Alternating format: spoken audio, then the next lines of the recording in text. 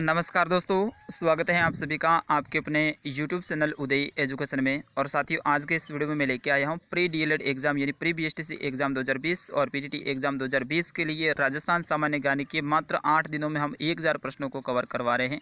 तो उसका भाग संख्या 6। आज के इस भाग में भी काफ़ी इंपॉर्टेंट प्रश्न रहने वाले हैं। लगभग 20 प्रश्न रहेंगे आज के इस सेशन में। तो 20 प्रश्न हैं, इनको आपको लाइव टेस्ट के रूप में लेना। प्रत्येक प्रश्न का आंसर आपको वीडियो के कमेंट बॉक्स में करना है और एंड में अपना स्कोर भी बताना है, क्योंकि एग्ज़ाम बिल्कुल नज़दीक है। तो 20 में से आपके कितने नंबर आ रहे हैं, अपनी तैयारी को आप खुद को परखना है। और साइड में जो भी फैक्ट बनेंगे वो भी मैं बताने की कोशिश करूँगा। तो आप सभी से निवेदन रहेगा, इस चैनल पे आप पहली बार आए तो चैनल को सब्सक्राइब जरूर कीजिएगा दोस्तों। आपका अपना चैनल है और साथ ही वीडियो को लाइक कर दीजिएगा। आपका लाइक है दोस्तों, वो मेरे लिए मोटिवेशन का कार्य कर रहा है। बिल्कुल पूरे दिन भर मैं बिजी रहता हूँ अपने काम में। जैसे शाम को फ्री होता हूँ तो आपके लिए कंटिन्यूस 2, 3, 4 वीडियो डालने की मैं कोशिश करता हूँ। तो ये सिर्फ़ और सिर्फ आपके लिए है, तो आपका लाइक तो बनता है।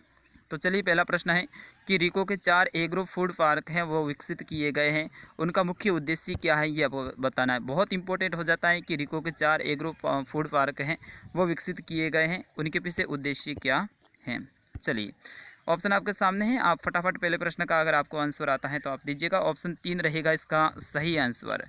कृषि आधारित उद्योगों को बढ़ावा देने के लिए रिको ने ये 4 किए हैं। कहाँ कहाँ पे हैं दोस्तों, ध्यान रखना है। एक तो है नीमराणा में, काफ़ी इंपॉर्टेंट बन जाता है ये स्थान, आप ध्यान रखेंगे। नीमराणा में, जोधपुर में, जयपुर में और कोटा में। तो ऐसा प्रश्न आ सकता है कि रिको का एग्रो फूड पार्क है वो कहाँ स्थित हैं।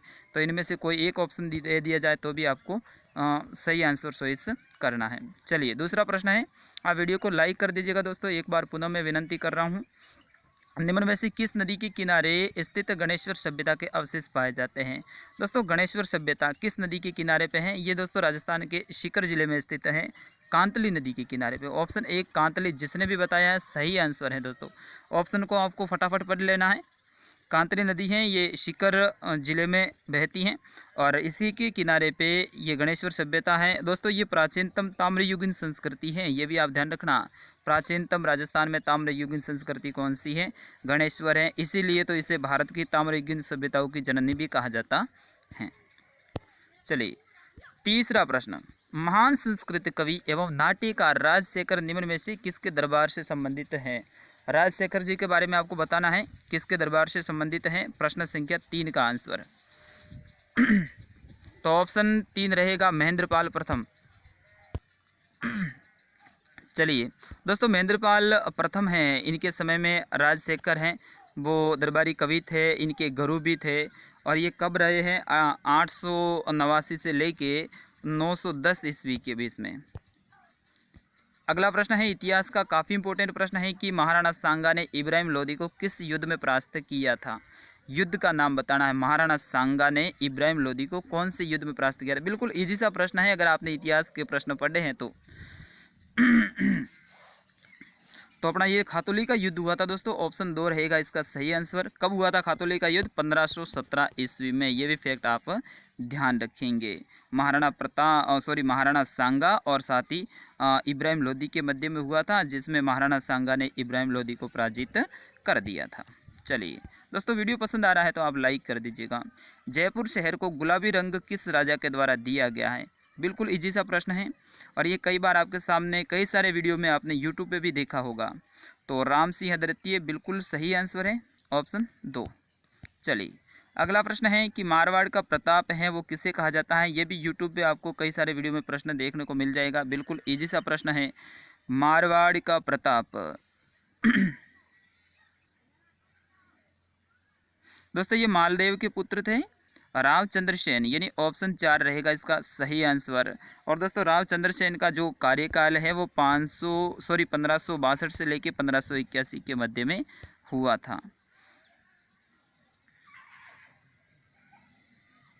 दोस्तों, इन्होंने अकबर से चुनौती भी दी थी, स्वाधीनता के विरुद्ध इन्होंने अकबर से चुनौती ली थी और अकबर के सामने ये लड़े थे, इसीलिए इन्हें मारवाड़ का प्रताप भी कहा जाता है। कोटा और बूंदी क्षेत्र है वो राजस्थान में क्या कहलाता है, यानी कौन से क्षेत्र के अंतर्गत आता है कोटा और बूंदी। सभी आंसर दीजिएगा, बिल्कुल इजी सा प्रश्न है। और हाड़ौती क्षेत्र के अंतर्गत, बिल्कुल कोटा बूंदी है ये हाड़ौती क्षेत्र के अंतर्गत आता है ये, और दक्षिणी पूर्वी भाग में स्थित है ये हाड़ौती क्षेत्र। दोस्तों ये दक्षिणी पूर्वी भाग में जो क्षेत्र है ये हाड़ौती के नाम से भी जाना जाता है, और इस क्षेत्र में है हाड़ा राजाओं का राज था, इसी कारण से इसे हाड़ौती कहा जाता है, क्योंकि हाड़ा वंश के राजा हैं, उन्होंने यहाँ पे शासन किया था। निम्नलिखित में से कौन सा स्थान है या फिर स्थल है वो राजस्थान में 1857 की क्रांति का केंद्र नहीं था। 1857 की क्रांति बहुत इंपॉर्टेंट भाग है, इससे संबंधित 50 से 60 प्रश्न बनते हैं, वो सारे के सारे आप एक बार देख लीजिएगा। तो राजस्थान में इनमें से कौन सा क्रांति का केंद्र नहीं था। इजी प्रश्न है लेकिन थोड़ा सा टफ भी है, दोनों साइड में पलड़ा बराबर। तो जयपुर हो जाएगा राजस्थान की राजधानी। कारण क्या है दोस्तों कि 1857 की क्रांति के समय राजस्थान में 6 ब्रिटिश छावनियाँ थी, ठीक है ना, ये ध्यान रखना। उस समय पे कितनी थी, 6 ब्रिटिश छावनियाँ थी। कहाँ पे थी, एक तो थी नसीराबाद में, दूसरी थी नीमच में, वो वर्तमान में मध्य प्रदेश में, उस समय पे अपने राजपूताने में ही आता था। और साथ ही अपने एरंदपुरा है, देवली है, खेरवाड़ा है और साथ ही ब्यावर, ये 6 सैनिक छावनियाँ थी, ध्यान रखना है। और एक था अपना केंद्र शासित प्रदेश अजमेर मेरवाड़ा, जिसपे एजीजी बैठा करते थे। एजीजी की फुल फॉर्म है दोस्तों एजेंट टू गवर्नर जनरल या फिर एजेंट ऑफ गवर्नर जनरल, ठीक है ना दोस्तों, ये ध्यान रखना। और उस समय पे जो अपना एजीजी कौन था राजपूताने का, जॉर्ज पैट्रिक लॉरेंस था।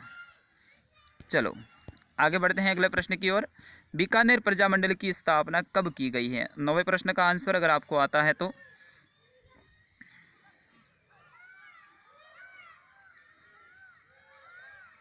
बिल्कुल ऑप्शन 2 रहेगा।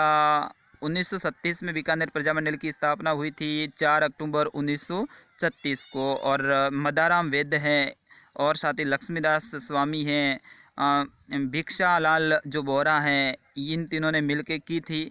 और अध्यक्ष हैं दोस्तों वो मदाराम वैद्य को बनाया गया था, ये भी आप फैक्ट ध्यान रखेंगे, शायद आगे प्रश्न भी आने वाला है। ढोला मारू की प्रेम कथा पर सफाई में चित्रित की जाती है, यानी ढोला मारू की जो प्रेम कथा है उसके ऊपर सफाई कहाँ की जाती है, ये आपको बताना है। 10वें का आंसर दीजिएगा सभी। ऑप्शन 1 रहेगा बाड़मेर की सफाई में, बिल्कुल बाड़मेर है ये अपने पश्चिमी राजस्थान का जिला, यहाँ पे ढोला मारू की प्रेम कथा पर सफाई चित्रित की जाती है। चलिए अगला प्रश्न देखेंगे कि निम्नलिखित में से गलत युग्म है उसको आपको पहचानना है। इनमें से गलत क्या है। मारवाड़ प्रजामंडल जयनारायण व्यास, बूंदी प्रजामंडल माणिक्यलाल वर्मा, बीकानेर प्रजामंडल मदाराम वैद्य और सिरोही प्रजामंडल गोकुल भाई भट्ट, इनमें से असंगत। तो अपना ऑप्शन 2 रहेगा बूंदी प्रजामंडल माणिक्यलाल वर्मा है, ये असंगत है। दोस्तों बूंदी प्रजामंडल की स्थापना है वो कांतिलाल सौथानी ने की थी, ठीक है ना। कब हुई थी, 1931 में। चलिए अगला प्रश्न देखेंगे। राजस्थान दिवस है वो कब मनाया जाता है। बिल्कुल इजी सा प्रश्न है दोस्तों, लेकिन इनके पीछे क्या कारण है वो भी मैं बताने की कोशिश करूंगा, तो आपके लिए ये साइड में फैक्ट भी तैयार हो जाएंगे। तो 30 मार्च को राजस्थान दिवस मनाया जाता है। जिसने भी 30 मार्च बताएं बिल्कुल सही आंसर है। और दोस्तों 30 मार्च 1949 को वृद्ध राजस्थान संघ का गठन हुआ था। यहाँ पे है ना 4 बड़ी बड़ी रियासतें, जोधपुर, बीकानेर, जैसलमेर, ये बड़ी बड़ी रियासतें थे उस समय पे, तो उनको अपने राजस्थान में मिला दिया गया था। और उसी दिन से कहा गया था कि भाई ये प्रांत है, ये राजस्थान है और यहाँ पे है, ये लगभग गठित हो गया है, यानी कुछ छोटी छोटी रियासतें रही थी। तो उसी उपलक्ष्य में 1949 से ही प्रतिवर्ष 30 मार्च को राजस्थान दिवस मनाया जाता है।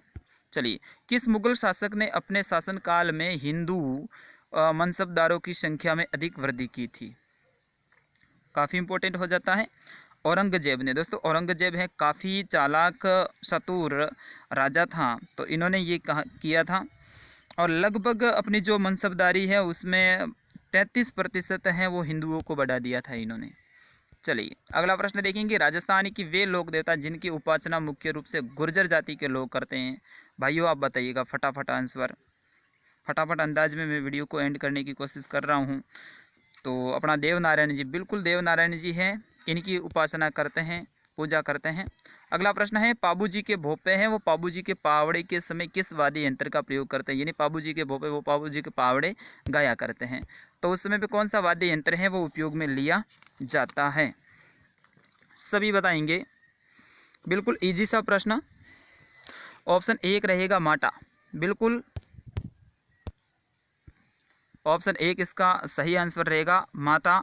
यानी माटा है वो मिट्टी के दोस्तों 2 बड़े बर्तन होते हैं, उनको मुंह को पर जो खाल मर दी जाती है और फिर उसको बजाया जाता है। चलिए अगला प्रश्न देखेंगे, जयमल और पत्ता की हवेलियाँ किस दुर्ग में स्थित हैं? बहुत इंपॉर्टेंट है, जयमल और पत्ता की हवेलियाँ दोस्तों किस दुर्ग में स्थित हैं?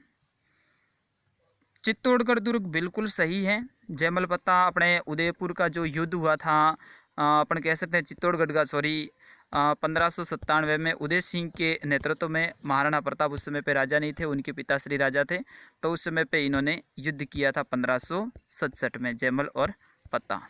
चलिए अगला प्रश्न रहेगा कि राजस्थान की किस क्रांतिकारी की बरेली की जेल में यातनाओं के कारण मृत्यु हुई थी? बहुत इंपॉर्टेंट है ये भी प्रश्न। प्रताप सिंह बारट, ऑप्शन 2 रहेगा इसका सही आंसर।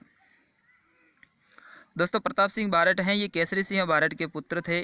बनारस षड्यंत्र केस में इन्हें गिरफ्तार कर लिया गया था दोस्तों। इन्हें 5 वर्ष की कठोर कारावास की सज़ा दी गई थी और साथ ही बरेली जेल में ही इन्हें घोर यातनाओं के कारण 7 मई अपने कह सकते हैं 1918 को ये शहीद हो गए थे। चलिए अगला प्रश्न देखेंगे, हाड़ौती के पठार के राजस्थान का कौन सा क्षेत्र ऊंचाई पर बसा हुआ है? सभी का आना चाहिए इस प्रश्न में। दक्षिणी पूर्वी भाग है दोस्तों, ये ऊंचाई पर हैं। और दोस्तों हाड़ौती का पठार है, ये अपने राजस्थान के 9.3% भाग में फैला हुआ है, यानी 9.30 भाग में फैला हुआ है। इसका विस्तार है अपने दक्षिणी पूर्वी राजस्थान के कोटा, बूंदी, बाराज, अपना कह सकते हैं बांसवाड़ा, झालावाड़, इन जिलों में फैला हुआ है। चलिए अगला प्रश्न देखेंगे, राजस्थान में कम वर्षा कारण अरावली पर्वतमाला की निम्न में से कौन सी स्थिति का कारण है? यानी राजस्थान में कम बारिश होती है तो अरावली की इनमें से कौन सी स्थिति है? ये मैं थोड़ा सा ऑप्शन पढ़ लेता हूँ, लंबे है। इनका मानसून के समानांतर होना, मानसून दिशा के विपरीत होना, श्रृंखला दिशा के विपरीत होना, या फिर श्रृंखला का वनस्पति विहीन होना। सभी आंसर दीजिएगा 19 का। तो सही रहेगा अपना ऑप्शन 1, यानी इनका मानसून के समानांतर होना, इसी कारण से ये ऐसा होता है। चलिए अगला प्रश्न, राजस्थान में सबसे अधिक नमक उत्पादित किस झील से किया जाता है? झील का नाम बताना है। ऑप्शन 1 रहेगा सांबर झील। ये 3 जिलों में विस्तृत है, लेकिन इसका मुख्य जो देख रेख है वो जयपुर जिला ही करता है। सांबर झील दोस्तों, सांबर झील हैं, ये देश में सर्वाधिक नमक उत्पादित करती हैं, ये भी ध्यान रखना है। लगभग पूरे देश का 8.70% नमक है अकेले सांबर झील उत्पादित करती है, अपने राजस्थान की सांबर झील। तो ये भी अपने लिए गर्व की बात है। और दोस्तों इस झील में जो नमक का उत्पादन का कार्य है वो सांबर साल्ट्स लिमिटेड एक कंपनी है वो करती है। तो बहुत इंपॉर्टेंट है, मैं नाम लिख देता हूँ, सांबर साल्ट लिमिटेड। दोस्तों ये कंपनी है, ये नमक उत्पादन का काम करती हैं। तो दोस्तों आज के इस वीडियो में बस इतना ही। अगला वीडियो में बहुत जल्द लेके आऊँगा, तब तक के लिए आपके अपने साथी उदय राणा को दीजिएगा अनुमति। मिलूँगा बहुत जल्द, लेकिन तब तक के लिए आपका भी एक फ़र्ज़ बनता है कि इस वीडियो को अपने दोस्तों तक शेयर करेंगे, लाइक करेंगे। सबसे ज़्यादा आपका लाइक है वो मेरे लिए मोटिवेशन का कार्य करता है। तो देखते हैं इस वीडियो पे कितने लाइक आते हैं। जय हिंद, वंदे मातरम। मिलता हूँ अगले वीडियो में।